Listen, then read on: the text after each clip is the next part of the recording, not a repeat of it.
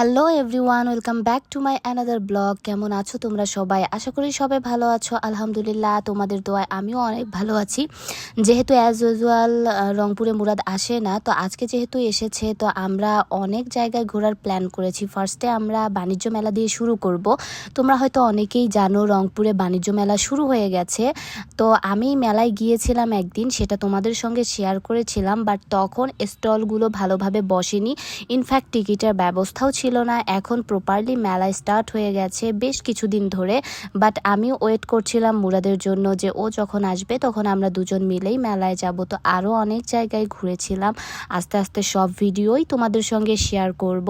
তো তোমরা কে কে মেলায় এসেছো অবশ্যই কিন্তু কমেন্ট করে জানাবে। মেলায় কিন্তু অনেক কিছু পাওয়া যাচ্ছিল, বাট আমি তেমন কিছু কিনিনি, দু একটা জাস্ট প্রয়োজনীয় জিনিস কিনেছি। আমি তোমাদেরকে আগের ভিডিওতে শেয়ার করেছিলাম যে আমি মেলা থেকে তেমন কোনো কিছু কিনতে পছন্দ করি না, এই জন্যই আমার কেনা হয়নি।